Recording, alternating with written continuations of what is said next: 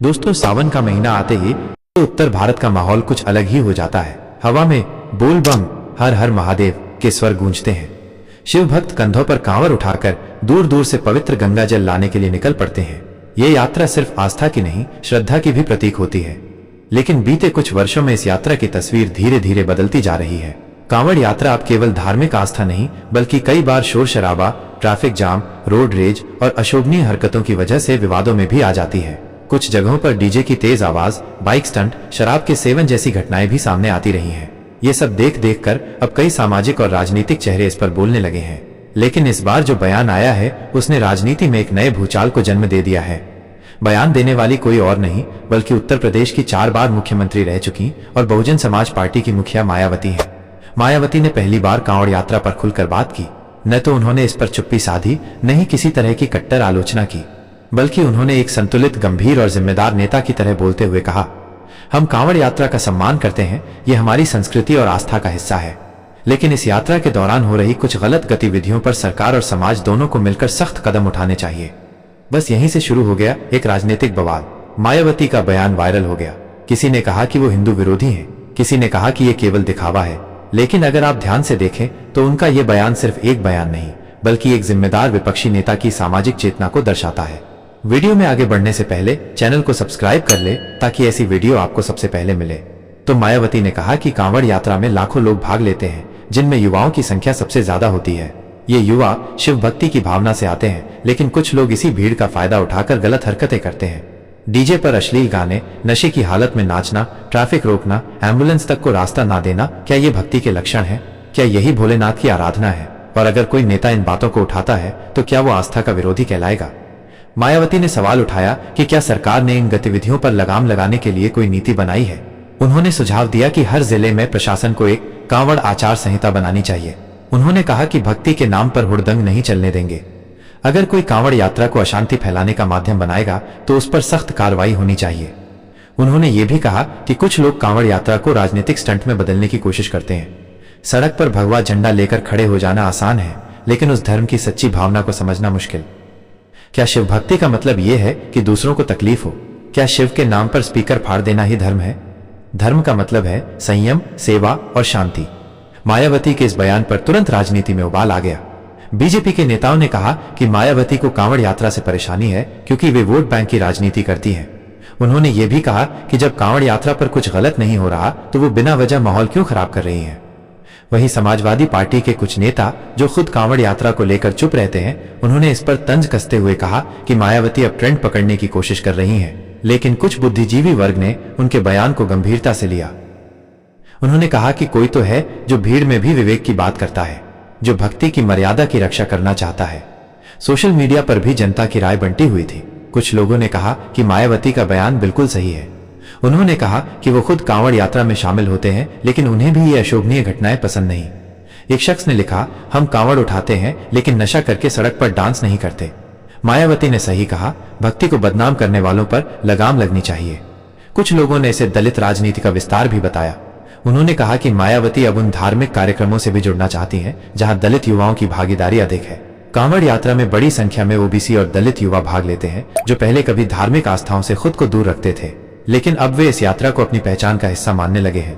और मायावती इस पहचान को संभालना चाहती हैं, लेकिन मर्यादा के साथ। राजनीतिक विश्लेषकों का मानना है कि मायावती का यह बयान दोहरा संदेश देता है।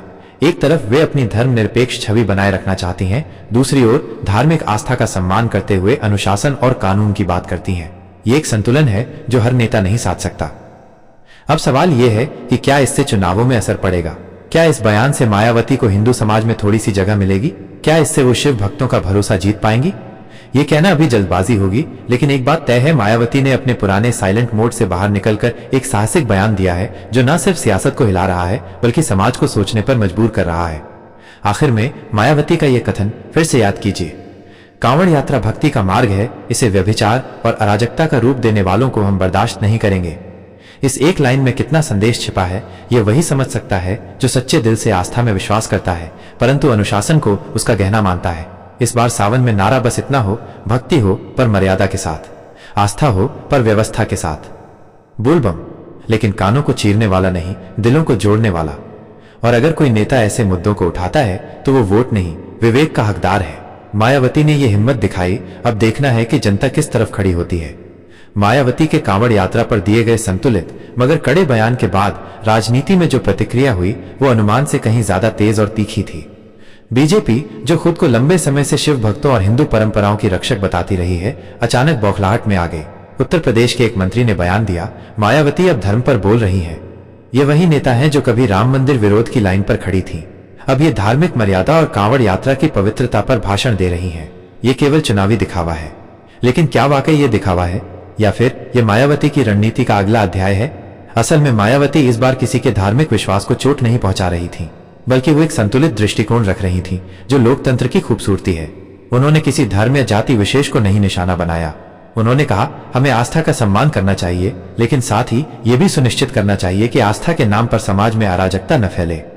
बीजेपी नेताओं की प्रतिक्रिया इस बात को भी दिखा रही थी कि कहीं न कहीं ये बयान उन्हें अंदर से परेशान कर गया था, क्योंकि जिस तरह से मायावती ने भक्ति में अनुशासन और कानून का पालन जरूरी है जैसी बातें कहीं, वो सीधे तौर पर उन घटनाओं पर सवाल उठा रही थी जो बीजेपी शासन में बार बार देखी गई। पिछले साल की ही बात लें, मेरठ में एक कांवड़िया समूह ने मामूली सी बात पर एक दुकान में घुसकर तोड़फोड़ कर दी थी। सीसीटीवी फुटेज में साफ दिखाई दे रहा था कि कैसे उन्होंने डीजे की आवाज को लेकर आपत्ति जताने वाले दुकानदार की दुकान तहस नहस कर दी। इसी तरह हरिद्वार में एक मामला सामने आया जहां बाइक पर बैठे कुछ युवाओं ने हाथों में कांवड़ लेकर स्टंट करते हुए दुर्घटना कर दी और फिर वहां मौजूद पुलिसकर्मी पर ही आरोप लगाने लगे। ऐसे कई उदाहरणों से ये बात साफ होती जा रही थी कि शिव भक्ति की आड़ में कुछ तत्व अशांति फैला रहे हैं, और जब मायावती जैसी नेता इन मुद्दों को उठाती हैं तो एक खास वर्ग परेशान क्यों हो जाता है। यहीं से मायावती की राजनीतिक चाल और भी साफ दिखाई देने लगती है।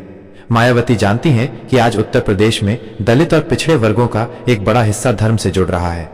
वे कांवड़ यात्रा, रामायण पाठ, हनुमान चालीसा और दूसरे धार्मिक आयोजनों में बढ़ चढ़कर हिस्सा ले रहे हैं। अगर वे इन भावनाओं के साथ खुद को जोड़ती हैं, लेकिन एक जिम्मेदार नेता की तरह, तो वो उस वर्ग का दिल भी जीत सकती हैं जो अब तक केवल सांप्रदायिक नारों और आक्रोश की राजनीति से जुड़ा रहा है। दूसरी ओर मायावती ने बीएसपी के कार्यकर्ताओं को भी एक निर्देश जारी किया कि वे अपने अपने जिलों में प्रशासन के साथ मिलकर ये सुनिश्चित करें कि कांवड़ यात्रा शांतिपूर्वक और मर्यादा में हो। बीएसपी की महिला विंग ने तो यहाँ तक कहा कि महिलाओं को इस यात्रा में अगर कोई असुविधा या छेड़खानी का अनुभव होता है तो वे सीधे पार्टी के हेल्पलाइन नंबर पर संपर्क करें। अब ये बात भी गौर करने लायक है कि मायावती का ये पूरा रुख कहीं भी धर्म विरोधी नहीं था, बल्कि ये एक सामाजिक सुधारक की भूमिका में दिखा जो अपने समाज को अधर्म से बचाने की कोशिश कर रही हो। इसी बीच कुछ धार्मिक संगठनों ने मायावती के बयान का समर्थन भी किया। हरिद्वार के एक प्रसिद्ध संत ने कहा, जो बात मायावती जी ने कही है वह शिव भक्ति की मूल भावना से जुड़ी है। शिव तो स्वयं योग और संयम के प्रतीक हैं। भक्ति में अगर अनुशासन नहीं तो वो तमाशा बन जाता है। अब बात करते हैं जनता की राय की। सोशल मीडिया पर इस विषय पर दो धड़े बन गए। एक वर्ग ने मायावती को हिंदू विरोधी बताना शुरू किया, वहीं दूसरा वर्ग उनके इस रुख की सराहना कर रहा था। एक व्यक्ति ने फेसबुक पर लिखा, मैं खुद हर साल कांवड़ यात्रा करता हूं, लेकिन पिछले 2 सालों में जिस तरह से कुछ लोग इसे स्टंट शो बना देते हैं वो निंदनीय है। मायावती जी ने जो कहा वो दिल से निकली बात थी। एक ट्विटर यूजर ने कहा, जो बात बीजेपी को करनी चाहिए थी वो आज एक दलित नेता कर रही हैं। धर्म का मतलब अगर हमें समझ में नहीं आ रहा तो कम से कम आलोचना करने वालों की बातें सुननी चाहिए। इसी के साथ ये भी देखा गया कि मायावती के इस बयान के बाद बीएसपी के वोट बैंक में एक नई हलचल शुरू हुई। जो लोग अब तक उन्हें केवल दलित नेता मानते थे, उन्होंने भी पहली बार उन्हें सामाजिक संतुलन की आवाज के रूप में देखना शुरू किया। यही रणनीति मायावती को राजनीति में एक बार फिर से स्थापित कर सकती है। राजनीतिक विश्लेषकों का कहना है कि यूपी में जब भी कोई नेता धार्मिक भावना से जुड़ता है तो उसकी छवि बदलती है। योगी आदित्यनाथ इसका सबसे बड़ा उदाहरण है। लेकिन मायावती की खास बात यह है कि वे धार्मिक आस्था की मर्यादा बनाए रखने की बात कर रही हैं, न कि उसका राजनीतिक दोहन करने की। अब सवाल ये उठता है, क्या आने वाले विधानसभा या लोकसभा चुनाव में मायावती इस तरह के सामाजिक मुद्दों को चुनावी घोषणा पत्र का हिस्सा बनाएंगी? क्या वो धार्मिक अनुशासन को राजनीति का नया विषय बनाएंगी? बीएसपी से जुड़े सूत्रों का कहना है कि पार्टी अब आस्था में अनुशासन अभियान शुरू करने की तैयारी में है। इस अभियान के तहत धार्मिक आयोजनों में कानून व्यवस्था के पालन पर जोर दिया जाएगा। ये न केवल पार्टी की छवि सुधारेगा, बल्कि समाज में एक नई चर्चा भी शुरू करेगा कि धर्म का मतलब केवल जयकारे नहीं, जिम्मेदारी भी है। मायावती का बयान किसी एक दिन की प्रतिक्रिया नहीं थी।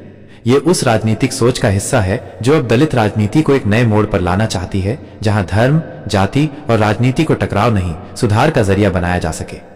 और अगर ऐसा होता है तो यकीन मानिए राजनीति में मायावती का नया अवतार सामने आएगा, एक ऐसी नेता जो अब न केवल दलितों की मसीहा है बल्कि समाज की मर्यादा की रक्षक भी। मायावती के बयान ने केवल एक चर्चा शुरू नहीं की बल्कि सियासत के पन्नों पर एक नया अध्याय लिख दिया। जहां अब तक नेता वोट पाने के लिए धार्मिक आयोजनों में केवल जयकारे लगवाते थे, वहीं पहली बार किसी नेता ने आस्था को मर्यादा में रखने की बात की। यहीं से जन्म हुआ आस्था में अनुशासन अभियान का। बीएसपी ने अगले ही सप्ताह एक प्रेस विज्ञप्ति में इस नए अभियान की औपचारिक घोषणा कर दी। पार्टी महासचिव सतीश चंद्र मिश्रा ने कहा, बीएसपी अब हर जिले में अपने कार्यकर्ताओं के जरिए धार्मिक आयोजनों में अनुशासन, शांति और मर्यादा का संदेश फैलाएगी। चाहे वो कांवड़ यात्रा हो, चाहे दशहरा या रामनवमी, हमारी पार्टी आस्था के साथ साथ व्यवस्था की भी हिमायती है। यह ऐलान जैसे ही हुआ, पूरे प्रदेश में चर्चा का नया दौर शुरू हो गया। बीएसपी के युवा कार्यकर्ता गांव-गांव में भक्ति में शांति नशा नहीं जैसे पोस्टर लेकर निकल पड़े। कुछ जगहों पर शिविर लगे जहां कांवड़ यात्रा की मर्यादा क्या होनी चाहिए, इस पर स्थानीय लोगों से चर्चा हुई। सोशल मीडिया पर #BSP विद भक्ति ट्रेंड करने लगा।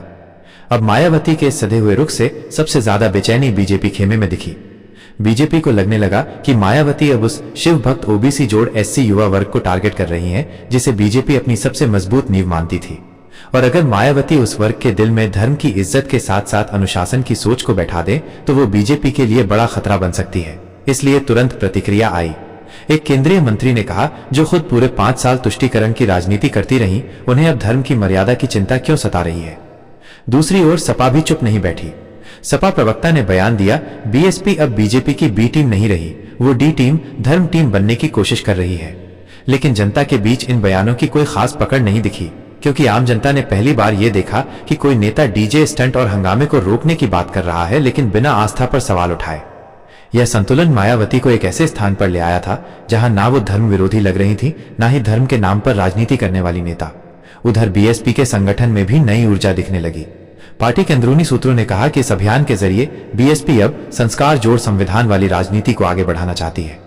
बीएसपी के एक जिलाध्यक्ष ने बताया कि युवाओं में यह संदेश जबरदस्त तरीके से फैल रहा है, हम धर्म के खिलाफ नहीं, अधर्म के खिलाफ हैं। ध्यान देने वाली बात यह है कि बीएसपी ने इस पूरे अभियान में किसी भी धर्म विशेष को टारगेट नहीं किया। कांवड़ यात्रा को उदाहरण बनाकर जो बात शुरू हुई थी, अब वो एक समाज सुधार अभियान बन गई। इसकी झलक तब देखने को मिली जब बीएसपी के कार्यकर्ताओं ने लखनऊ में रामचरितमानस पाठ के दौरान भजन गायकों से आग्रह किया कि तेज आवाज और डीजे से परहेज करें ताकि स्थानीय बुजुर्गों और बच्चों को दिक्कत न हो। ऐसे छोटे छोटे प्रयासों ने लोगों का ध्यान खींचा। टीवी डिबेट्स में भी अब मायावती के इस रुख पर चर्चा शुरू हो चुकी थी। एक चैनल की डिबेट में एंकर ने पूछा, क्या मायावती भारत की पहली नेता होंगी जो धर्म की गरिमा को लेकर इतनी सख्ती से खड़ी हुई हैं? पैनल में बैठे एक वरिष्ठ पत्रकार ने जवाब दिया, मायावती ने भक्ति को राजनीति से अलग रखते हुए सुधार की बात की है। ये बड़ा संदेश है। अगर जनता ने इसे सही से समझा तो राजनीति का चेहरा बदल सकता है। यहाँ एक बात और गौर करने वाली थी, मायावती के इस अभियान में महिलाओं की भूमिका सबसे अहम बनाई गई। बीएसपी की महिला इकाई को जिम्मा दिया गया कि वे धार्मिक आयोजनों में महिलाओं की सुरक्षा और सम्मान को लेकर विशेष निगरानी रखें। साथ ही हर जिले में एक हेल्पलाइन जारी की गई ताकि कोई भी महिला भक्त अगर किसी तरह की परेशानी महसूस करे तो तुरंत संपर्क कर सके।